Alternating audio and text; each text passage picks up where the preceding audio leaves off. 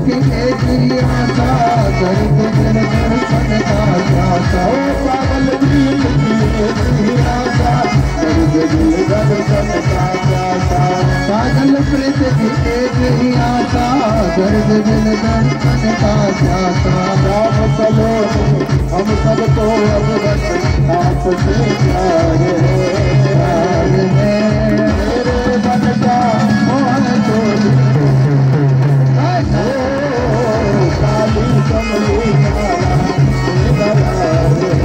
प्यार है, मेरे मन का मोहन तो मेरे मन का मोहन तो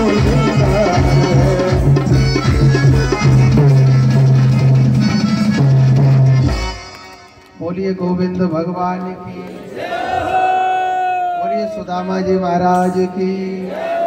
एक बार जोर से बोलो, घूमटवारी मैया मोड़े तो बोलो राधे राधे, और जोड़ते बोलो राधे राधे।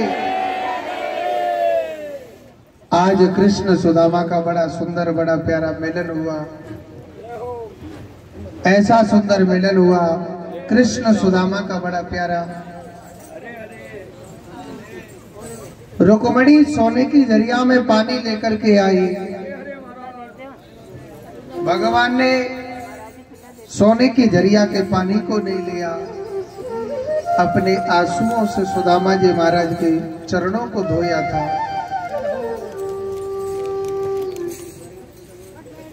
भगवान बड़े भाव से बड़े प्रेम से स्वागत किया था सुदामा जी महाराज का। सुदामा जी का एक एक से सभी पूजन करने, जो भी रह गया बगैर पूजा के नहीं रहे। इधर को श्री सुखदेव जी महाराज कहते हैं, हे राजा परीक्षित, इधर को परमपिता परमात्मा श्री सुदामा जी महाराज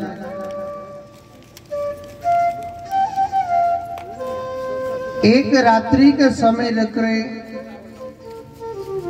भगवान कहने लगे रात्रि के समय के भैया मेरे मित्र, मेरी भाभी ने मेरे लिए कुछ भेजा क्या? सुदामा जी महाराज झूठ नहीं बोलते थे। चावल की उस पोटली को दिया।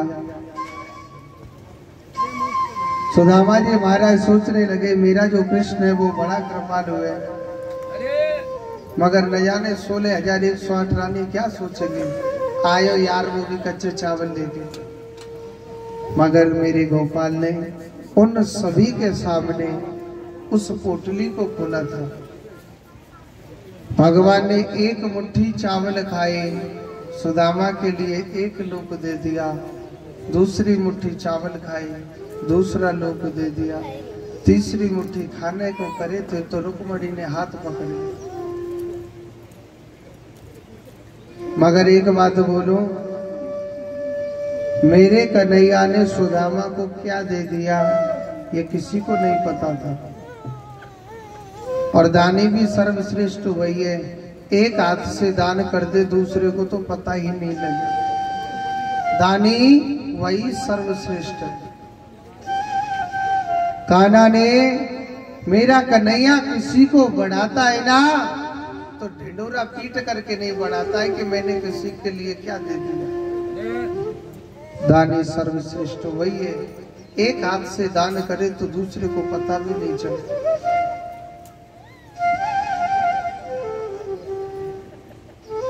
कन्हैया कहने लगा कि हे मित्र सुदामा, घर पे काफी समय हो गया हमारा आपका मिलन टूटे हुए। कोई अमीरी गरीबी पैसे वैसे की, अरे पैसा किसी भी चीज की कमी ना, लाला तेरे आशीर्वाद थे कन्हैया, मेरे पास ना मेरी बराबर सुखी, मेरे बराबर आनंद में कोई भी नहीं है। मगर भगवान ने तथास्तु कहा, तेरी बराबर खुश पूरे संसार में कोई भी नहीं रहेगा, ये मेरा आशीर्वाद है। एक रात से ज्यादा नहीं रुका। जहाँ टूटी सी झोपड़ी थी वहां बहुत बड़े बड़े मेरे प्रभु ने महल बना दिए। सुदामा की जब पत्नी महल से निकल के आ रही, एक बात बोलूं, ये आवे ना, ये जब आता है तो ये तो ऑटोमेटिक बदल जाता है। हाँ, ये जब आता है तो ये तो पूरा ही बदल जाएगा। सुदामा पे सुदामा की पत्नी नहीं पहचानी। पत्नी ने सुदामा को पहचाना, स्वामी आप कहाँ जा रहे हो? सुदामा कहने लगा, सुशीला ये सब क्या देख रहा हूं? वानी कि ये सब माधव की कृपा है, ये सब कन्हैया की ही कृपा है। हे सुशीला, ये जो कृपा है सब उस मुरली वाले की कृपा है।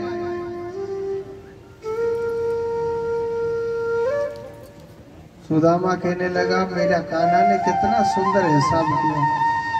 मेरी पत्नी को धन चाहिए था तो धन मिला, मुझे भगवान के दर्शन चाहिए थे तो दर्शन मिले। भगवान श्री कृष्ण अपने पुत्र पत्नियों से कहता था, ब्राह्मणों की सेवा करो, संतों की सेवा करो। एक दिन भगवान श्री कृष्ण के पुत्रों ने संतों की परीक्षा ली थी कि हमारे पिता तो पागल हो गए, कहते 24 घंटे संतों की सेवा करो। क्या होता है संतों की सेवा करने से? तो भगवान श्री कृष्ण के पुत्रों ने एक लड़के को लेडीज साड़ी कछाई थी। क्या कछाई? लेडीज साड़ी, और एक मोटा सा कपड़ा उस लड़के के पेट पर बांध दिया था। और भगवान श्री कृष्ण के पुत्र कहने लगे, महाराज इस स्त्री पर पुत्र होगा या पुत्री, आप बताइए संतों। वहां बड़े बड़े ऋषि मुनि बैठे थे, दुर्वासा ऋषि, अत्रि मुनि, वशिष्ठ मुनि, कपिल मुनि, ऐसे ऐसे ऋषियों के सामने कहा कि इस स्त्री पर क्या होगा। संतों ने देखा वो स्त्री नहीं है, वो तो संत सोचने लगे, भगवान श्री कृष्ण के पुत्र हमारी परीक्षा ले रहे। उन्होंने कहा, ना इस पर पुत्र होगा और ना ही इस पर पुत्री, एक ऐसा लोहे का मूसल होगा जो पूरे कन्हैया के कुल का विनाश कर देगा। कन्हैया के कुल का विनाश कर देगा। उस लड़के के पेट से कपड़ा खोल करके देखा तो वास्तव में लोहे का मूसल निकला था।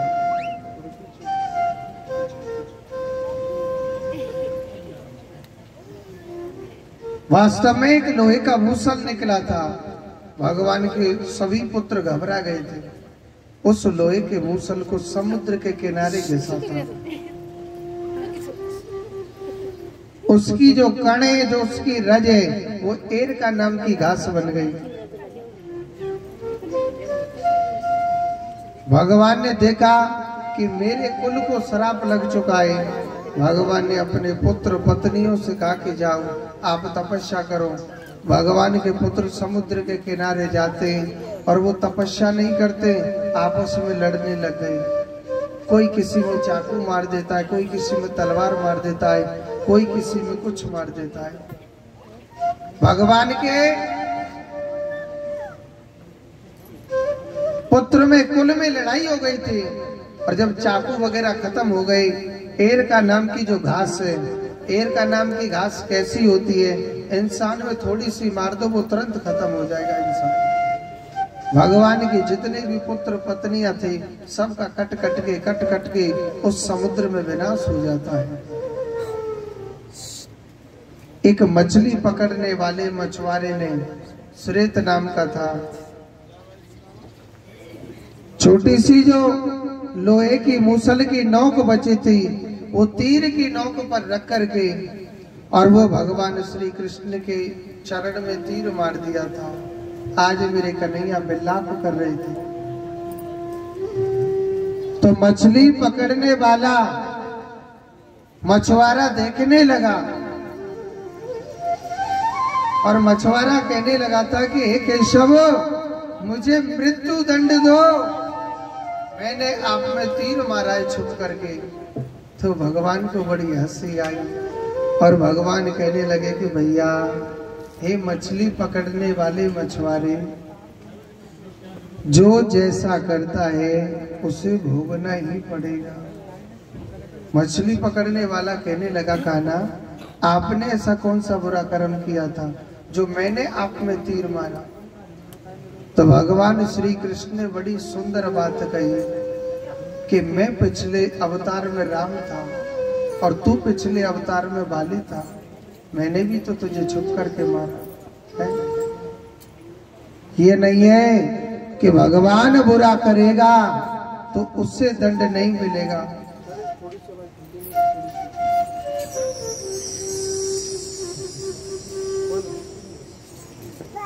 ये नहीं है कि भगवान बुरा करेगा तो उससे दंड नहीं मिलेगा।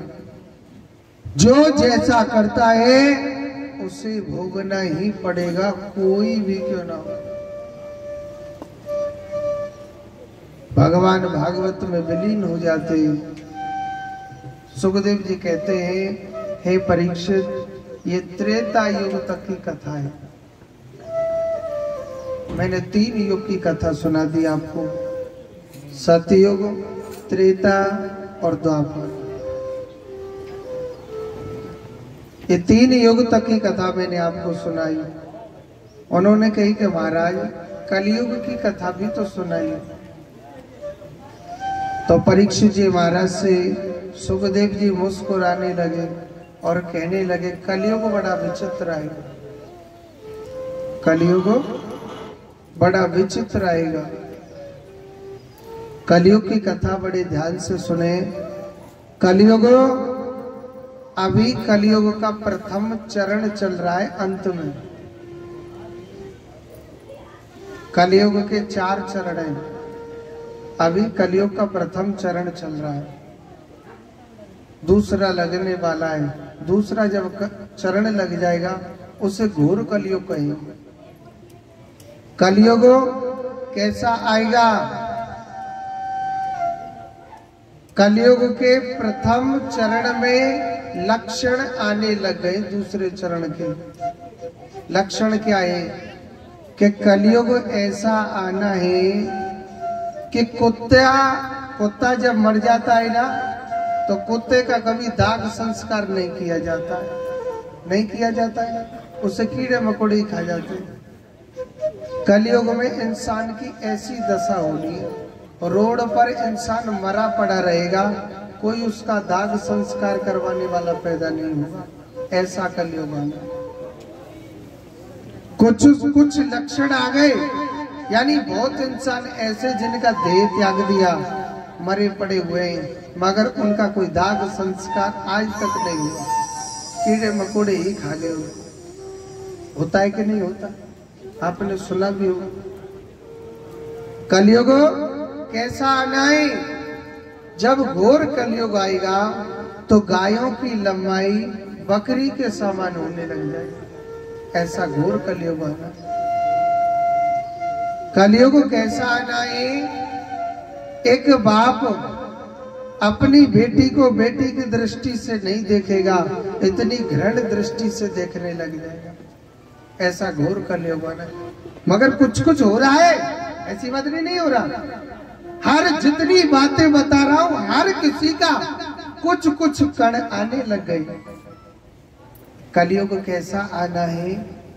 कलयुग में सबसे पहले भागवत में कहिए बारिश बहुत कम होगी, और जहां बारिश बहुत कम होगी तो फसलें कम होंगी, और फसलें कम होंगी तो लोग बाग भूखे मरेंगे।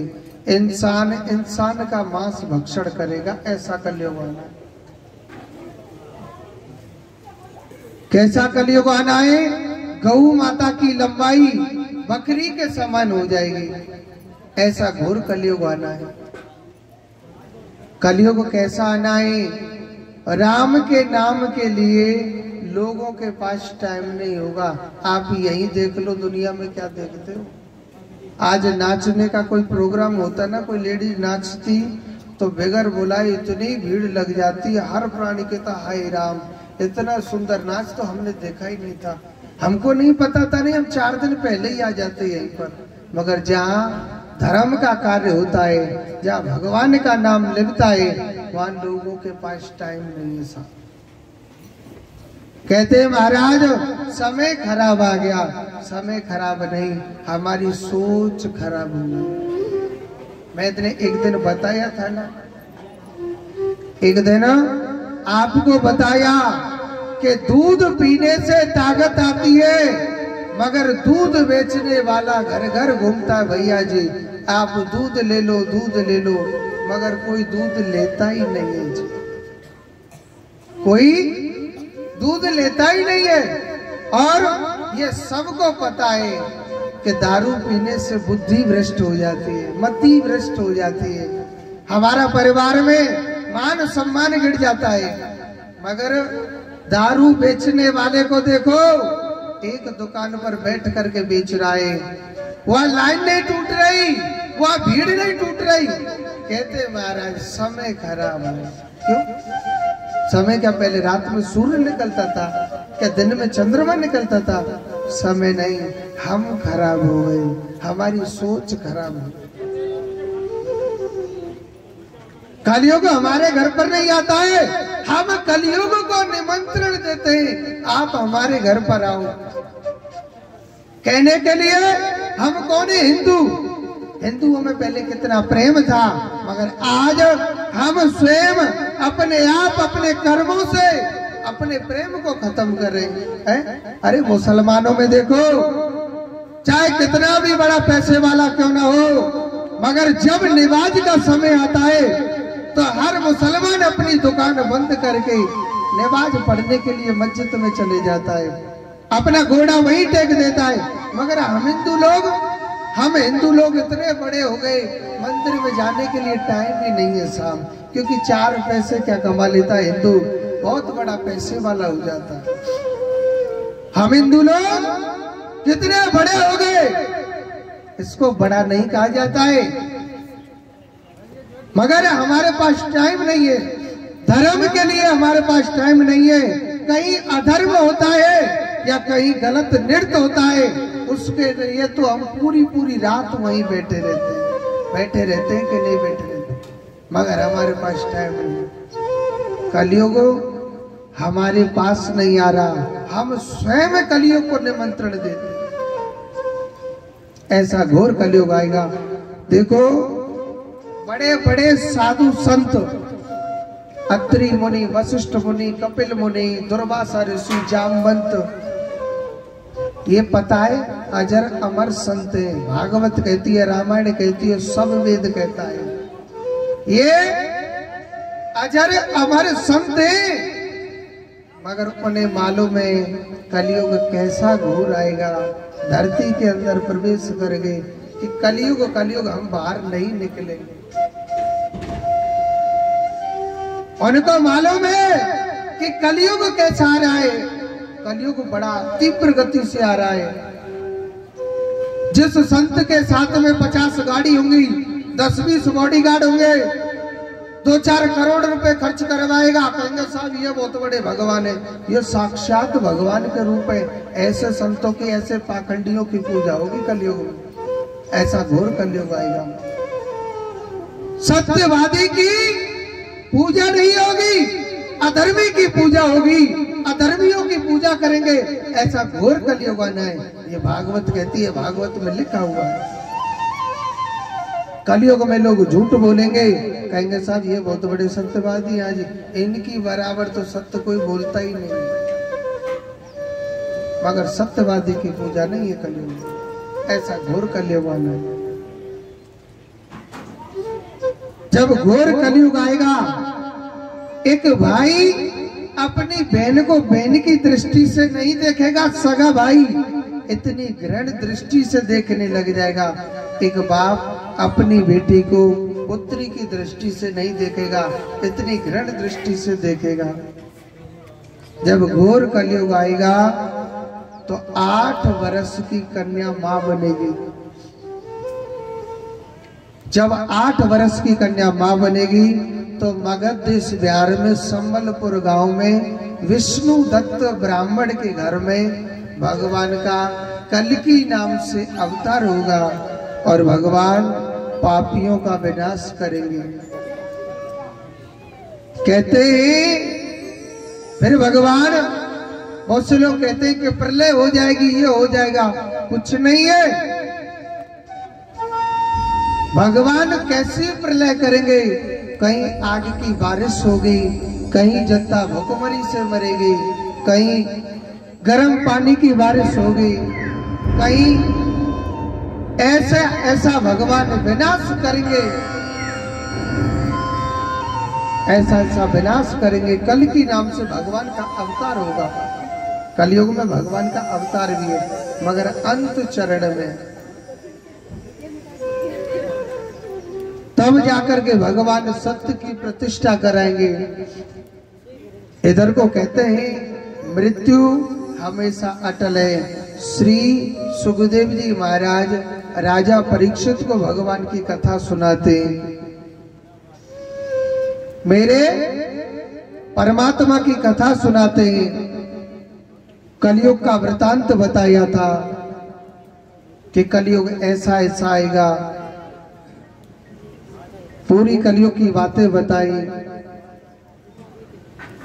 तो परीक्षित जी महाराज बड़े ध्यान पूर्वक सुनने लग रहे।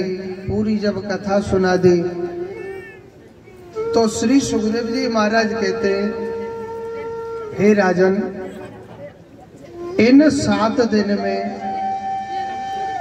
आपने मुझसे हजारों प्रश्न पूछे थे और मैंने आपको हर प्रश्न का जवाब दिया।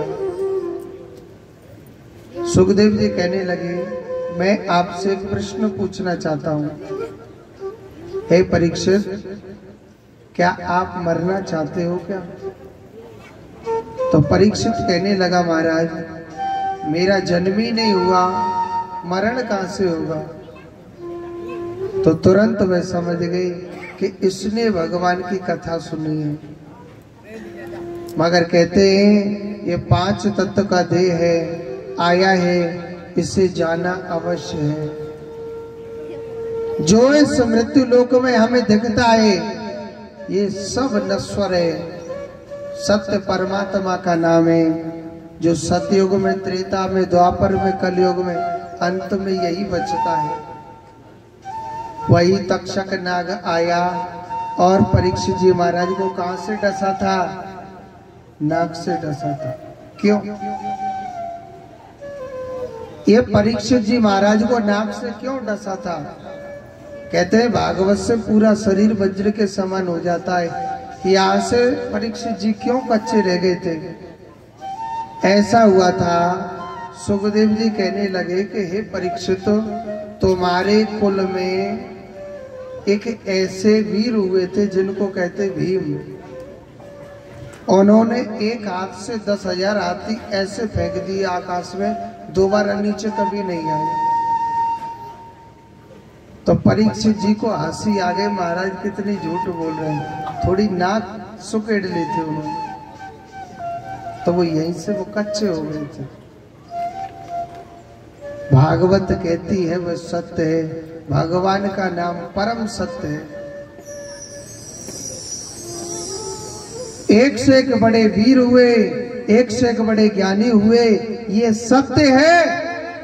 और जो परमात्मा की भक्ति करता है वो अपना नाम प्रकाश की तरह फैला के जाता है। प्रत्यक्ष के लिए ये तो वेदों में लिखी हुई है। मैंने आपको पहले दिन बताया, राम सुखदास जी महाराज को हर प्राणी याद करता है। क्यों याद करता है? क्योंकि उन्होंने ऐसा कर्म किया, उन्होंने कृष्ण नाम की दौलत कमाई और आज उनको हर जीव, हर प्राणी याद करता है। आपके मध्य में 7 दिन से ये जो कथा चलती आ रही है, मेरे गुरुदेव ने जो भी टूटे फूटे 2 शब्द दिए आपके समक्ष, मैंने आपको ये श्रवण कराए। कहते हैं समय का अभाव देख करके सागर को गागर की ओर, सागर को गागर में भरा, इसमें मुझ पर कुछ त्रुटि हो गई हो, कुछ गलती हो गई हो, मैं आपका छोटा सा बच्चा हूँ, मुझे क्षमा कर देना। एक बार जोर से बोलो, एक बार हाथ जोड़ लो कन्हैया के का कन्हैया के लिए। सभी बोलो जोर से, मंत्रहीनम। सभी बोलो मंत्रहीनम क्रियाहीनम। हे गोविंद भगवान, मैं आपके मंत्रों से हीन हूँ और मैं आपकी क्रिया से भी हीन हूँ। हे प्रभु, यज पूजताम मया देव। हे देवता, जो आपके सामने यह पूजा करी है, परिपूर्ण तदस्त में इस पूजा में कोई कमी रही है तो, कोई गलती हुई है तो आप ही इसको पूरा करना। जोर तो बोलो, नाम संकीर्तनम यस्य सर्व पाप प्रणाशनम प्रणामो दुख समनः तम नमामि हरे परम। नाम संकीर्तनम यस्य सर्व पाप प्रणाशनम प्रणामो दुख समन तम नमामि हरि परम। जिस भगवान नारायण के नाम का संकीर्तन करने से सभी पापों का दुख दूर हो जाता है, विनाश हो जाता है, नाश हो जाता है। ऐसे भगवान नारायण को हम बार बार नमन करते हैं। जोर से बोलो। देखो हमारे कान्हा जी नीचे को आएंगे। ठाकुर जी, आप सभी को पूजन करना है।